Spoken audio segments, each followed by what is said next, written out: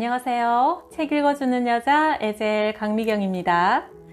안양 동광교회 신필수 목사님의 책 아낌없이 드립니다를 보면 정말 제목 그대로 하나님과 이웃에게 믿음과 사랑으로 아낌없이 퍼주는 이야기로 가득한데요. 그 결과 쫄딱 망했는지 아니면 더 넘치게 복을 받았는지 한번 살펴보겠습니다. 우리 오형제는 하루하루 부모님의 사랑 속에서 소박한 일상을 누리며 평화롭게 살았다. 그런데 1958년 이런 평화가 깨져버렸다. 17살 된 둘째 형님이 심한 정신질환에 걸리고 만 것이다. 청량리 정신병원을 비롯해서 이 병원 저 병원을 전전하게 되었고 부모님은 용한 무당을 불러서 굿도 했으나 아무런 차도가 없었다. 병이 심했기 때문에 형님은 기회만 되면 밖으로 뛰쳐나가려 했고 일단 밖으로 나간 다음에는 형님을 제어할 방법이 없었기 때문에 부모님은 큰 고민에 빠지셨다. 안 되겠소. 방 안에 가두고 문을 잠궈야겠소. 휴, 불쌍한 것. 부모님의 한숨은 나날이 더 깊어졌다. 원인을 알면 치료의 희망이라도 있겠지만 이유를 알 수 없으니 그저 암담하기만 했다. 하루는 형님이 방문을 열고 도망가고 말았다. 모든 가족이 흩어져서 마을 구석구석까지 찾았지만 형님은 보이지 않았다. 수소문하며 정신없이 뛰어다니던 중에 같은 마을에 사는 아주머니가 우리 집에 찾아오셔서 반가운 소식을 알려주셨다. 교회에 있답니다. 안도의 마음이 들면서도 한편으로 우리는 어안이 벙벙해졌다. 교회에는 왜 갔지? 강화도 선행교회는 우리 집에서 3km 정도 떨어진 꽤 먼 거리였다. 부모님이 한 걸음에 교회로 달려가자 형님은 교회 전도사님과 함께 예배당에 얌전히 앉아 있었다. 영영 잃어버린 줄 안 아들을 만난 부모님은 아들을 돌봐준 전도사님께 거듭 감사의 인사를 드렸다. 별 말씀을요. 저는 이 교회를 섬기는 백길 전도사라고 합니다. 예수님을 믿으면 저 형제는 병고침을 받습니다. 그렇게 수많은 병원을 전전하고 굿을 해도 낫지 않았는데 예수를 믿기만 하면 고칠 수 있다고? 부모님의 귀가 번쩍 뜨였다. 전도사님, 잘 알았습니다. 마지막 희망을 걸고 이제부터 우리 온 가족 7식구가 교회에 나와 예수님을 믿겠습니다. 이렇게 해서 우리 가족은 교회에 나가기 시작했다. 지금 생각해봐도 정말 신기한 일이다. 자기가 무슨 일을 하는지도 모를 만큼 정신이 온전치 않던 형님이 어떻게 교회로 도망갈 수 있었을까? 이것은 하나님께서 만세전에 예비하시고 허락하신 우리 가정에 대한 구원의 섭리였다. 당시 27세 청년이었던 백길 전도사님은 아버지께 이렇게 말씀하셨다. 제가 밤 8시에 댁에 가서 예배드리고 기도를 해드리겠습니다. 이렇게 해서 우리 가정에서는 매일 밤 환자를 위한 예배와 기도가 시작되었다. 전도사님은 늘 믿음이 좋은 성도들과 함께 신방 오셔서 합심하여 뜨겁게 찬양하고 기도했다. 뿐만 아니라 백길 전도사님은 자신의 사택을 두고도 우리 집에서 환자인 형님과 함께 주무시고 새벽에는 온 가족을 깨워서 3km 떨어진 교회로 가서 새벽 예배를 드리셨다. 그러기를 2달 정도 계속하자 형님에게 변화가 나타났다. 형님이 사랑방에서 2시간 동안 입에 거품을 물고 콧물을 흘리며 대성통곡하며 회개한 후 단잠을 자고 일어나더니 완전히 새 사람이 된 것이다. 3년간 귀신의 억압과 고통 속에서 지내다가 주님의 은혜로 마침내 자유의 몸이 된 것이다. 1975년 나는 군대에서 6개월간 하사관 후보생으로 훈련받았다. 10km를 완전 군장을 한 채 뛰어서 60분 내 다시 부대로 돌아와야 하는 아주 힘든 훈련이었다. 초주검이 되어 목적지에 도착해서 확인 도장을 받은 후 나는 그 자리에서 쓰러지고 말았다. 심장마비를 일으킨 것이다. 그때 내 눈앞에 놀라운 광경이 보이기 시작했다. 많은 사람들, 그러니까 할아버지, 할머니, 아주머니, 아저씨, 청년, 아이 할 것 없이 모두 벌거벗은 몸으로 마귀에게 피를 흘리며 질질 끌려가면서 하나같이 고통의 절규를 내뱉고 있었다. 전도자들이 예수 믿으라고 했을 때 왜 믿지 않고 나는 이제 어쩌면 좋을까? 아, 후회스럽구나. 바로 그때 하늘에서 뇌성병력 같은 음성이 들렸다. 회개하라, 회개하라, 회개하라. 나 역시 회개하라는 주님의 음성에 두려워하며 회개하기 시작했다. 2시간 정도 흐른 것 같았다. 실상 그때 나는 이미 죽어버린 상태였다. 나중에 알고 보니 죽은 지 2시간 후에 살아난 것이다. 깨어났을 때 나는 흰 보자기천으로 덮여 있었고 훈련받다가 사망했다는 소식을 고향집으로 막 전하려던 순간이었다. 안간힘을 써서 겨우 나를 덮고 있던 흰 보자기를 제치고 주위를 둘러보니 의자에 곽 내무반장 하사가 앉아서 눈물을 흘리며 울고 있었다. 내가 애써 개미 목소리로 그를 불렀다. 내무반장님, 내무반장님. 그러자 내무반장이 나를 쳐다보더니 눈이 휘둥그레지면서 놀라움을 금치 못했다. 분명히 죽었는데, 흰 보자기를 덮어놓았는데, 죽은 사람이 말을 하네. 그는 소스라치게 놀라면서 문을 박차고 뛰어나가더니 군의관을 데리고 왔다. 군의관은 내 오른쪽 눈을 뒤집어 보았다. 그때 나는 통증을 느끼고 아! 하고 소리를 질렀다. 내 비명소리에 군의관은 이 사람 진짜 살아났네. 팔다리와 온몸을 주물러 주어라. 혈액순환이 잘 되도록. 당시 우리 내무반장은 불교 신자였는데 심장마비를 일으킨 나를 업고 온 후 내무반장이 말했다. 야, 신필수, 네가 죽어갈 때 3번이나 우리 곽 내무반장도 예수 믿고 구원받게 해주세요 하더니 죽어버린 거야. 그 뒤로 나는 온몸이 부들부들 떨리고 손에 아무것도 안 잡혔어. 어찌할 바를 모르겠고 두렵기만 하더라. 내가 어쩌면 죽을지도 모르겠다는 생각이 들어서 말이야. 그 말에 내가 말했다. 내무반장님도 이제 예수님을 믿을 때가 됐습니다. 지금 빨리 예수님을 영접하세요. 그래? 그런데 어떻게 영접하는 거냐? 그래서 나는 얼른 영접 기도를 따라하게 했다. 예수님을 나의 구주로 영접합니다. 지난날 지은 모든 죄를 예수님의 십자가 보혈로 용서해 주옵소서. 이제부터 천국 갈 때까지 오직 예수님만 믿고 따르겠습니다. 저를 구원해 주시니 감사합니다. 예수님의 이름으로 기도합니다. 내무반장은 내 기도를 따라하더니 이렇게 말했다. 그런데 대체 이게 무슨 일이냐? 기도를 따라하다가 내 눈에서 눈물이 흐르는데 어찌 된 거지? 네, 지금 하나님께서 내무반장님을 찾아오셨습니다. 그 한 사람의 영혼을 구원하시려고 부족한 나를 잠시 죽음의 과정을 걷게 하신 후 살려주신 것이 아닌가. 정말 하나님이 살아계신 것 같다. 어떻게 네가 죽어가면서 3번씩이나 나를 위해 기도할 수 있냐? 참 신기하다. 네가 믿는 예수님을 나도 잘 믿어보겠다. 이번 주부터 꼭 교회에 가서 예배를 드리겠다. 드디어 주일이 되자 오전 9시에 내무반장이 방송을 했다. 오늘은 주일인데 교회 가고 싶은 사람은 모두 10시 30분까지 연병장에 집합하라. 놀라운 일이었다. 기적이었다. 내무반장은 기독교인을 무척이나 미워했던 사람이다. 군인들에게 이틀에 한 번은 담배 한 값이 나오고 기독교 신자에게는 사탕 12개가 들어있는 사탕봉지가 간식으로 나온다. 그러면 그는 예수 믿는 훈련병들은 사탕이 필요 없다. 하나님이 다 먹여주실 텐데 왜 사탕을 받아가냐? 이렇게 말하면서 사탕을 다 빼앗아 갔던 것이다. 그러던 내무반장이 주일 오전 9시에 방송으로 교회 가고 싶은 사람은 다 모여라 한 것이다. 그래서 연병장에 70명이나 모였다. 그가 70명을 이끌고 교회에 가니 예배를 마친 후 군목님이 90일 중대에서 갑자기 신자가 불어났습니다 하면서 기뻐하셨다. 계속 이런 현상이 나타나 결국 그는 전도사까지 받게 되었다.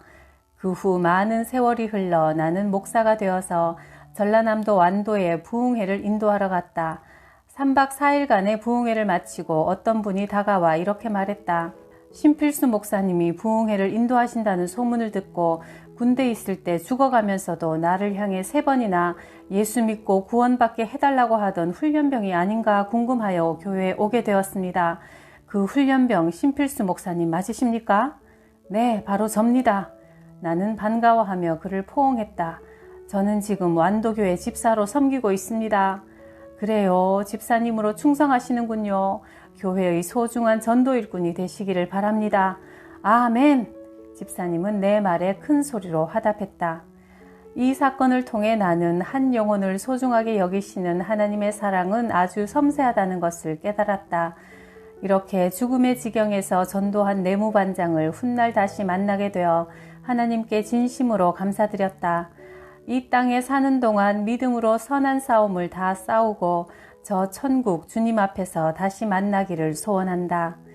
내가 너희에게 이르노니 이와 같이 죄인 한 사람이 회개하면 하늘에서는 회개할 것 없는 의인 99으로 말미암아 기뻐하는 것보다 더 하리라. 누가복음 15장 7절 말씀. 1987년 1월 전라남도 보성읍에서 12km 떨어진 작은 농촌 마을에 옥마교회의 부흥회를 인도하러 갔다. 도착해서 담임 목회를 하시는 분을 만나보니 목사님이 아니라 연세 지긋한 장로님이셨다.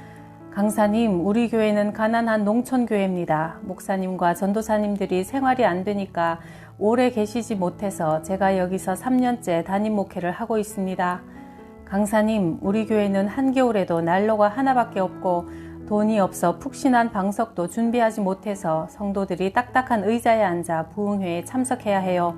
그래서 예배를 1시간 안에 8시에 시작해서 축도까지 9시에 다 마쳐야 하니 설교를 짧게 해주시기 바랍니다. 장로님, 설교는 제 마음대로 안 되니 성령님께서 인도하시는 대로 했으면 좋겠습니다. 내 말에 장로님은 아무 대답이 없으셨다. 저녁 8시에 첫날 부흥회가 시작되었다. 그런데 장로님이 사회를 보시면서 미리 광고를 하신다며 8시 반까지 길게 말씀을 하셨다. 어쩔 수 없이 설교가 늦게 시작되었다. 당시 나는 그 어느 때보다 더 많이 기도하고 부흥회를 인도하러 갔다. 첫날부터 열정을 다해 설교하니 성도들에게 성령님이 강하게 역사하시는 것을 느낄 수 있었다. 추위에 떠는 성도는 보이지 않았고 기도의 열기에 모두 추위를 잊고 있었다. 시간 가는 줄 모르고 은혜를 나누다 보니 어느덧 9시 5분이 되었다. 이제 결론만 내리면 설교를 마치는데 그때 맨 앞줄에 앉아 계시던 장로님이 갑자기 강단에 올라와서는 강대상 위에 놓인 종을 치기 시작했다. 땡! 땡! 땡! 한두 번도 아닌 10여 차례나 계속 종을 쳐대자 집중하고 아멘 하면서 은혜를 받던 성도들이 마치 찬물을 끼얹은 듯 싸늘해지며 조용해졌다. 집회를 마친 후 방에 들어가서 누웠지만 마음이 상해서 도무지 잠이 오지 않았다. 그래서 다시 교회로 가서 강대상 앞에 무릎을 꿇고 기도하기 시작했다. 하나님, 제 마음이 많이 상했습니다. 지쳐서 더 부흥회를 인도할 힘이 없습니다. 여기서 그만해야 될 것 같습니다. 내일 아침 안양으로 올라가겠습니다. 추운 겨울 늦은 밤 난로불도 없는 어둡고 컴컴한 교회에서 주여 주여 외치면서 간절히 기도한 지 1시간 정도 흘렀다. 그런데 어느 성도님이 내가 주여 하면 성전 뒤편에서 아멘 아멘 하면서 계속 기도하는 소리가 들려왔다. 그렇게 꿇어앉아 기도하는 동안 시간이 흘러 새벽 4시 반 새벽 기도회가 시작되었다. 교회의 담임 교역자인 장로님은 새벽 예배 시간에 나오지 않으셨다.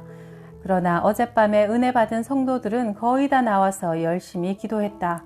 예배 후 방에 들어가자 누군가 내 방문을 두드렸다. 방문을 열자 장로님 부인 되시는 권사님이 서 계셨다. 제가 지난밤에 교회에 기도하러 들어갔습니다. 강사님이 강대상 앞에서 간절히 기도하시면서 주여 주여 하시길래 그때마다 뒤에서 아멘 아멘 하며 기도했어요. 그런데 기도하는 중에 환상이 계속 보였습니다. 강사님이 부흥회를 다 마치지 않으시고 중간에 집으로 가시더군요. 강사님, 우리 장로님이 몹시 아파서 지금 방에 누워 큰 고통에 시달리고 있습니다. 오른팔이 마비됐어요. 오른쪽 다리도 아파서 걷지 못합니다. 아예 움직이지를 못해요. 안방에 가셔서 우리 장로님 잘못을 용서해 주시고 회복을 위해 기도 좀 해주세요. 부탁드립니다. 그 길로 나는 권사님을 따라 안방으로 갔다. 기도를 시작하려고 하니 누워 계신 장로님이 내게 말씀하셨다. 목사님, 제가 잘못했습니다. 예배를 방해해서 하나님의 영광을 가렸으니 부디 용서해 주십시오. 장로님은 이틀 동안 고통에 시달리다가 정상으로 회복되셨다. 나는 이 일을 통해 예배 회방죄가 얼마나 큰지 하나님께서 얼마나 예배를 소중하게 여기시는지 분명히 체험할 수 있었다. 2008년 나는 미국과 캐나다의 한인교회 3곳에서 부흥회를 인도하게 되었다. 모든 일정을 마치고 인천으로 오는 비행기를 타기 위해 뉴욕 케네디 공항에 갔다. 8일 동안 쉴 새 없이 집회하며 이동했던 탓에 온몸이 완전히 지쳐 있었다. 이런 상태로 비행기의 비좁은 일반석에 앉아 인천까지 14시간을 간다는 것은 무리였다. 가는 도중에 병이 날 것만 같았다. 그래서 나는 비행기를 타기 전에 간절히 기도했다. 하나님 아버지, 제 몸이 너무나 지쳐 있습니다. 복음 전하는 일 때문에 미국까지 왔는데 좀 더 넓은 좌석 하나만 주세요. 기도를 마치고 의자에 앉아 비행기를 기다리고 있는데 안내 방송이 흘러나왔다. 신필수 씨 안내 데스크로 빨리 오시기 바랍니다. 우리 항공을 많이 이용하셨기 때문에 좋은 좌석으로 표를 바꿔드리겠습니다. 새로 받은 탑승권을 보니 2층 VIP석이었다. 내 옆에는 젊은 엄마가 어린아이를 데리고 앉아 있었다. 나는 넓은 좌석에 앉아서 하나님께 감사 기도를 올리고 고운하게 잠을 잤다. 그런데 1시간쯤 후 깨어보니 아이 엄마가 좌석에 아이를 뉘어놓고 자신은 의자 밑에 쭈그리고 앉아 자고 있었다. 그 모습을 보니 측은한 마음이 들었다. 나는 조심스레 엄마를 깨웠다. 일어나 제 자리에 앉아서 편히 주무세요. 저는 목사입니다. 불편하게 계시는 모습을 보니 제 마음이 편치 않아서 그럽니다. 아이 엄마는 극구 사양하며 말했다. 목사님 괜찮습니다. 아이랑 번갈아가며 앉으면 돼요. 나는 다시 한번 권했다. 스튜어디스가 제 자리를 준비해 두었습니다. 그러니 꼭 인천까지 편안하게 가세요. 그때야 아이 엄마는 내게 허리 굽혀 감사를 표했다. 그러나 사실 내 자리가 준비된 것은 아니었다. 아이 엄마의 마음을 편하게 해주려고 그랬던 것이다. 나는 내 짐을 들고 승무원을 찾아가서 말했다. 내 옆좌석 아이 엄마한테 자리를 양보했는데 빈 좌석이 있으면 하나 부탁드립니다. 승무원은 놀란 표정으로 물었다. 아니, 그 비싼 자리를 왜 양보하세요? 아직 인천까지 가려면 12시간이나 남았는데. 저는 목사입니다. 아이 엄마가 고생스럽게 바닥에 앉아있는 모습이 안쓰러워 편히 가도록 도와드린 것입니다. 그렇게 해야 제 마음이 편하고 좋습니다. 네, 그러면 잠깐 기다려주세요. 승무원은 어디론가 갔다가 5분 후 돌아왔다. 목사님, 사무장님께 말씀드렸습니다. 저를 따라오세요. 스튜어디스를 따라가 안내받은 자리는 내가 앉아있던 좌석과는 비교할 수 없이 좋은 1등석 좌석이었다. 더 좋은 자리로 인도하신 하나님의 은혜가 고마웠다.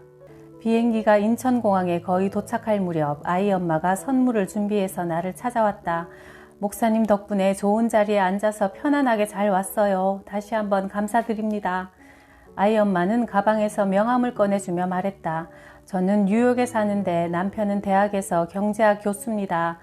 뉴욕에 오실 일 있으시면 꼭 연락주세요. 남편과 함께 찾아뵙겠습니다. 목사님 꼭 한번 뉴욕에 와주세요. 아이 엄마의 얼굴에서 말로만 하는 인사치레가 아님을 느낄 수 있었다. 우리는 그렇게 인사를 하고 헤어졌다. 다음해 나는 미국을 다시 방문하여 부흥회 인도를 하게 되었다. 무사히 집회를 마치고 돌아오는 길에 아이 엄마에게 전화를 걸었다. 예수님을 믿지 않는 가정이기에 전도하고 싶어서였다. 부부는 고급 승용차에 나를 태워 맨하탄으로 달렸다. 고급 음식점으로 나를 안내해 지금까지 먹어보지 못한 귀한 음식을 함께 나누면서 남편이 물었다. 목사님은 어떻게 그 비싼 좌석 좋은 자리를 제 아내에게 양보할 수 있었습니까? 나는 예수님을 믿는 목사입니다. 예수님께서는 섬김을 받기 위해서가 아니라 섬기러 이 세상에 오셨다고 했습니다. 저는 그런 예수님의 말씀을 조금이나마 실천하려고 했을 뿐입니다. 예수님을 믿으면 그렇게 양보를 할 수 있는 겁니까? 진정으로 믿는다면 그런 마음을 가지게 됩니다. 우리 교수님도 꼭 예수님을 믿으세요. 예수님을 믿고 천국 가시고 구원 받으셔야 됩니다. 제가 기도해 드리겠습니다. 저도 교회 나가서 예수님을 믿겠습니다. 나는 그의 말에 뛸 듯이 기뻤다. 식사가 끝날 무렵 그가 봉투 하나를 내밀며 말했다. 제 작은 정성인데 귀국하실 때 교통비로 사용하세요. 목사님 다시 뵙기를 바랍니다. 헤어지고 나서 봉투를 열어보니 2,000달러가 들어있었다. 나는 너무 놀랐다. 아니 이렇게 큰 돈을 주다니. 이 일로 인해 나는 하나님 앞에 행했던 모든 일들은 의미 없이 사라지지 않고 반드시 상급을 받게 된다는 것을 체험하게 되었다. 언젠가 한경직 목사님께서 이런 이야기를 해주셨다. 서울 영락교회에서 집사로 충성하던 부부가 미국으로 이민을 갔는데 그곳에서 열심히 신앙생활을 하다 보니 하나님께서 물질의 축복을 많이 부어주셨다. 그런데 이 집사님 내외분이 한국에 오랜만에 와서 한 목사님의 거처를 알아보고 남한산성으로 찾아왔다. 그들은 존경하는 목사님을 20년 만에 뵙게 되자 감사와 감격의 눈물을 흘렸다. 그리고 가방에서 백지로 싼 큰 봉투를 내놓으며 이렇게 말했다. 목사님은 저희가 영락교회에 다닐 때 신앙생활을 올바르게 하도록 하나님의 말씀으로 잘 가르쳐 주셨습니다. 그래서 저희가 미국으로 이민 가서 오직 믿음을 지키며 작은 일에 충성했더니 하나님께서 많은 복을 주셨습니다. 여기 작은 물질을 가져왔는데 목사님께서 하나님의 영광을 위해 쓰고 싶은 곳에 마음껏 쓰세요. 그들이 돌아간 후 봉투를 열어보니 9억이라는 큰 돈이 들어있었다. 그런데 다음 날 생각지 않은 손님 두 분이 찾아왔다. 개척교회 목사님 부부였다. 서울 변두리에 교회를 세워 부흥이 되자 5년 만에 무리해서 3층 건물을 지었다가 큰 어려움에 처하게 되어 목사님을 찾아온 것이다. 부채가 있어 채권자들이 일주일에 서너 번씩 찾아옵니다. 욕설을 퍼붓고 성전도 파괴하겠다고 협박하니 저희는 늘 불안과 초조 속에 살아갑니다. 눈물을 흘리며 도움을 요청하는 모습이 딱하고 안쓰러워 목사님은 9억 원을 그들에게 건네주었다. 그리고 이 돈에 대한 사연을 전해주며 말씀하셨다. 이것을 가져가서 빚을 갚고 신실하게 목회하시오. 한 영혼이 천하보다 귀하니 한 영혼을 내 몸처럼 사랑하시오. 한 영혼을 위해서 목숨 걸고 희생하시오. 언젠가 한경직 목사님과 목회와 선교에 관해 대화를 나누다가 목사님께서 일어서시더니 서랍장, 장롱, 양복 주머니에 있는 10,000원짜리, 5,000원짜리, 1,000원짜리를 모두 봉투에 담아주셨다. 이것을 우리 동광교회에 선교 헌금으로 보낸다고 하시며 목사님이 가지고 계신 돈을 다 모아주시는 것 같았다. 94세의 노 목사님이 방 안에서 인사를 해도 되는데 지팡이를 짚고 마당까지 나오셔서 내가 타고 가는 차가 안 보일 때까지 손을 흔들며 배웅해 주셨다. 한 목사님의 겸손한 인격과 작은 목사를 사랑하고 격려해 주시는 모습에 감사의 마음이 더욱 깊어졌다. 주님, 저도 이런 사랑의 사도가 되게 하소서.